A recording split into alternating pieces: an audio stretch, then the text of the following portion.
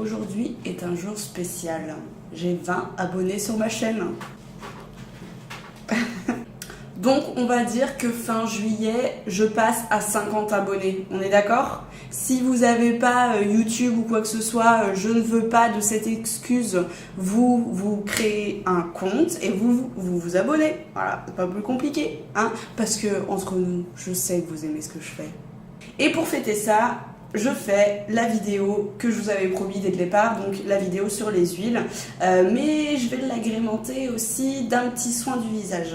Donc ça va être vidéo explicatif sur pourquoi est-ce que j'adore les huiles, suivi du soin du visage. Donc les huiles, alors il faut savoir que j'ai une philosophie plutôt bio et nature, si vous ne l'aviez pas encore compris. Grâce à mon expérience d'esthéticienne, j'ai pu comparer les résultats aussi que pouvaient apporter les huiles. Pour vous expliquer pourquoi j'aime les huiles et que j'utilise les huiles au quotidien au lieu d'utiliser plutôt des crèmes ou autres, c'est parce que je vais vous faire un petit cours de cosméto rapide, c'est-à-dire les crèmes hydratantes. On a été modelé en fait, avec ces crèmes hydratantes, c'est-à-dire que la cosmétique a fait en sorte qu'on apprécie la texture, qu'on apprécie les parfums, mais bon, tout ça après c'est bourré de conservateurs, bourré de produits chimiques, et le gros défaut à mon sens des crèmes, c'est que ça pénètre dans la peau et par conséquent ça peut aller n'importe où et on ne sait pas vraiment où s'arrêtent ces crèmes là. Donc j'utilise des crèmes, hein, on va dire que je vais être à 90% huile et puis 10% crème, mais je fais vraiment très attention aux crèmes que je vais utiliser et ça va être en cas de dernier recours. Les huiles vont rester, alors je parle pas d'huiles essentielles, hein, là on n'est pas du tout là-dessus. Les huiles vont rester à la surface de la peau, en fait ils vont vous faire un film à la surface de la peau et ils vont pas rentrer dans la peau, ce qui va permettre à l'eau qui est dans la peau de ne pas s'évaporer trop rapidement et du coup de garder une hydratation de la peau naturelle en fait. Ça va pas au contraire des crèmes qui elles vont rentrer dans la peau et vont remplacer en fait cette eau pour donner l'illusion qu'on a la peau hydratée, mais finalement dès qu'on met plus de crème on a la peau qui tiraille, alors que avec les huiles, moi personnellement je trouve qu'il y a beaucoup moins cet effet là. Il y a des huiles pour absolument tout, c'est-à-dire que pour les peaux sensibles, pour les peaux qui ont des dermatoses, il faut se renseigner en fait sur ce que vous aimeriez. Je sais que moi j'adore l'huile de jojoba pour ma peau parce que j'ai la peau grasse et par conséquent l'huile de jojoba elle ressemble beaucoup en fait au sébum humain. Alors du coup c'est ce qui va constituer également le film hydrolipidique qui permet de protéger la peau. Donc voilà, à savoir que c'est pas parce que vous avez la peau grasse qu'il faut pas utiliser d'huile, au contraire, hein, parce que du coup vous allez l'hydrater, vous allez la protéger et par conséquent elle va faire beaucoup moins de boutons. Voilà. Les peaux sèches, alors là la peau elle va boire l'huile entre guillemets, hein, ça va vraiment la renourrir. Et puis les peaux sensibles c'est pareil, hein, vous allez pas, ça va pas vous faire de mal, hein, au contraire, hein, parce que en général les peaux sensibles sont très réactives aux produits chimiques, alors que du coup, bon après on exclut les allergies, hein, là on parle pas d'allergie, mais en général l'huile ça fait vraiment du mal à personne, hein, sauf si vous êtes allergique. Voilà. Donc on se retrouve juste après ce petit soin du visage.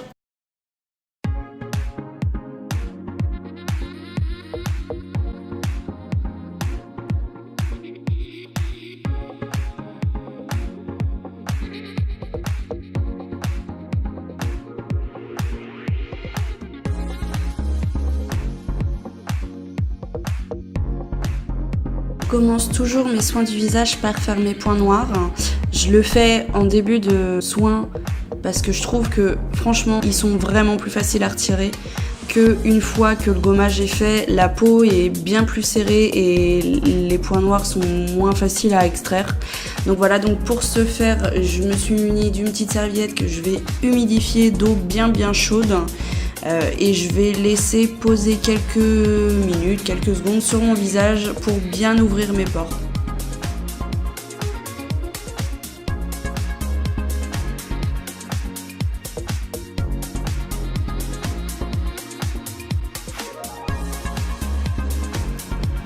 Ensuite, je prends une serviette propre pour pouvoir me sécher le visage puisque si je garde ma peau humide, cette humidité risque de refroidir et par conséquence refermer mes pores. Donc là, c'est pas le but.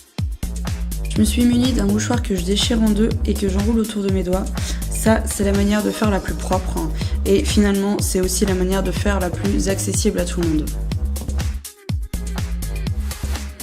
Et puis une fois qu'on est comme ça, et bien on presse, voilà, on trouve ces petits points noirs et puis on presse. Donc moi je me suis déjà extrait les points noirs quelques jours auparavant, donc il n'y en a pas beaucoup qui restent, mais voilà, ça fait toujours du bien de le faire une fois de temps en temps.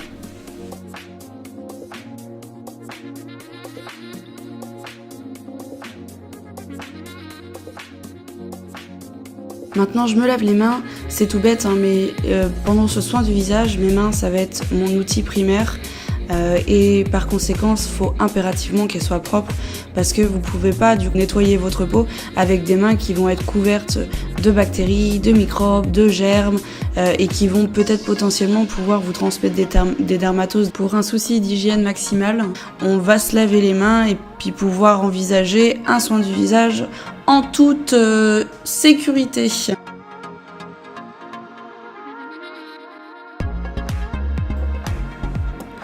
J'utilise l'huile de coco et ce tous les jours en guise de démaquillant. Elle va me permettre de pouvoir décoller facilement toutes les salissures, donc tout ce qui va être maquillage, poussière, pollution. Et elle va également faciliter par la suite l'élimination du film hydrolipidique. Donc ce fameux film hydrolipidique, qu'est-ce que c'est ? C'est un mélange grossièrement de sueur plus de sébum. C'est super important à la peau. Ce film hydrolipidique a un rôle de protection. C'est la première barrière du corps contre les bactéries et contre les agressions extérieures. Mais malheureusement, ce petit film, il se charge aussi assez rapidement, justement par toutes ces salissures, donc maquillage, poussière, pollution. À l'aide d'un gant de toilette, je vais maintenant rincer le visage. Donc j'ai pris aussi du savon d'Alep. Moi j'utilise ça souvent. Attention, essayez d'utiliser vraiment un savon spécial pour le visage parce que sinon ça peut être trop agressif. Déjà qu'on va éliminer ce film hydrolipidique qu'on a sur la peau, ce serait dommage de venir agresser en plus la peau. Ça peut être la cause de plaques, de sécheresse, de boutons. Voilà, donc on fait vraiment attention à sa peau et on utilise un savon doux.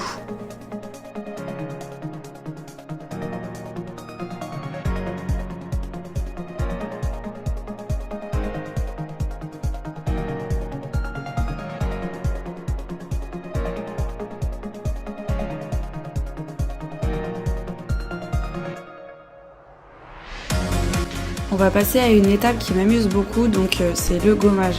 On va le confectionner ensemble, donc pour ça on va avoir besoin de 3 ingrédients. Du miel, du sucre et de l'huile d'olive.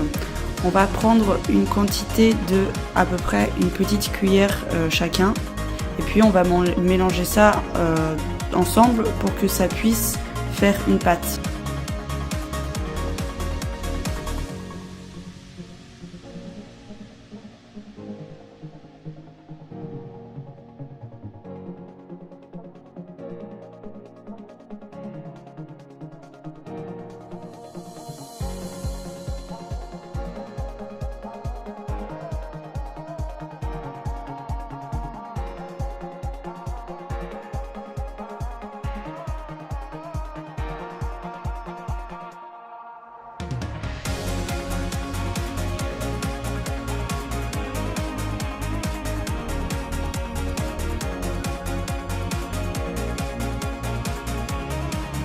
Je vais venir déposer dans ma main le gommage pour pouvoir ensuite le travailler, chauffer la matière pour qu'il soit plus facile à appliquer ensuite sur le visage.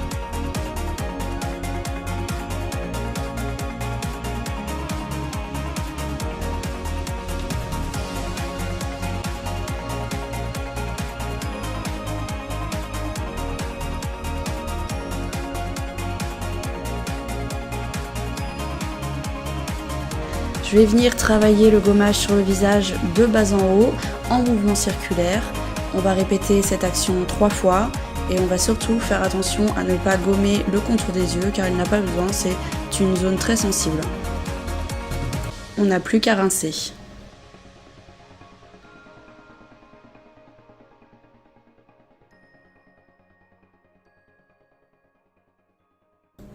On s'approche de la fin du soin et on est rendu à l'étape du masque. Donc pour ça, moi, j'utilise de l'argile verte qui va avoir des vertus géniales. Elle en a beaucoup d'ailleurs de vertus, cette argile verte.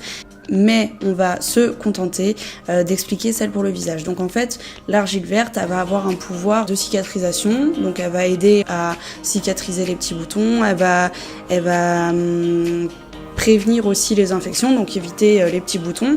Et puis elle va aussi rendre la peau très douce. Alors l'argile, il y en a plusieurs qui existent. Pour les peaux sensibles, je vous conseillerais plutôt d'utiliser de l'argile blanche. Donc là, ce que je fais, c'est que j'en prends une petite quantité et je vais venir tout simplement l'étaler sur le visage. On fait toujours attention au contour des yeux. Il n'y a pas besoin d'en mettre à cet endroit-là. Et puis on va laisser sécher quelques minutes. Il faut vraiment que le masque ne soit pas totalement sec parce que sinon c'est une vraie galère à enlever. Donc on va le laisser un peu humide. Et puis s'il sèche trop, après ça risquerait dans ces cas-là de faire l'effet inverse et de vous assécher un peu trop la peau. Donc ça sert à rien. On va le rincer assez rapidement.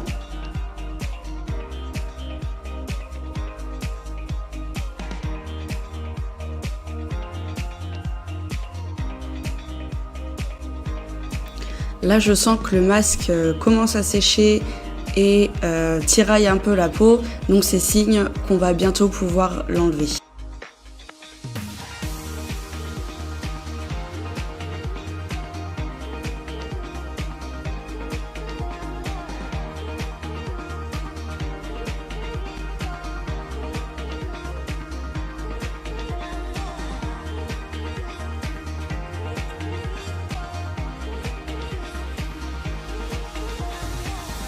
On peut apercevoir sur le bout du nez que le masque est bien sec, donc là c'est le moment de l'enlever.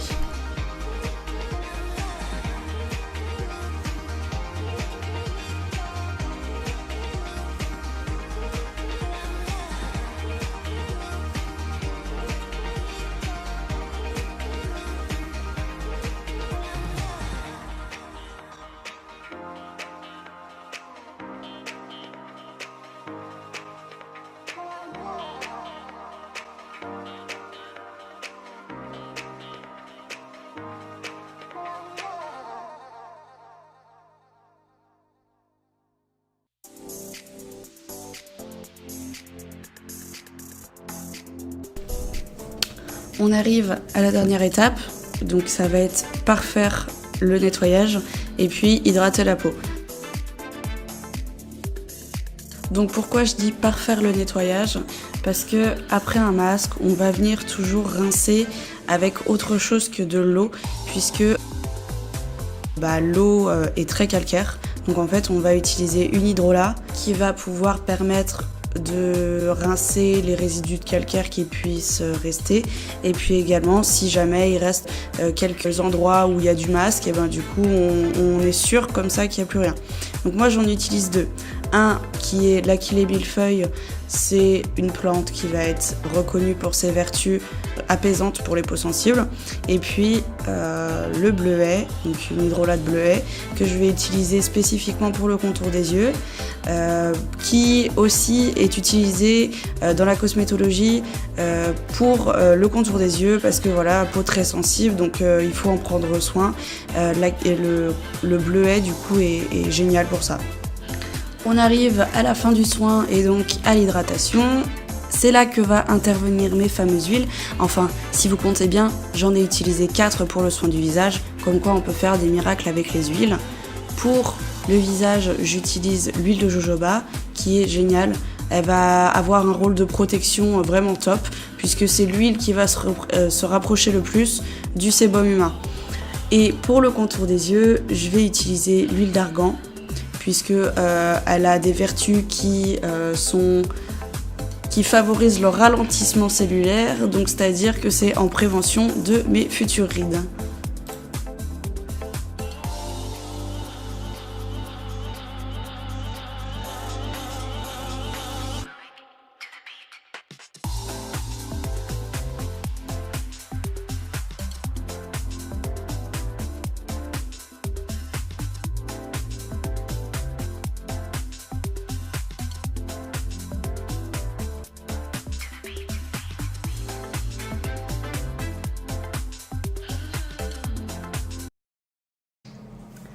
J'espère que cette vidéo vous aura plu. On se retrouve très bientôt pour une nouvelle vidéo. Je vous fais plein de bisous et je vous souhaite tout le bonheur du monde.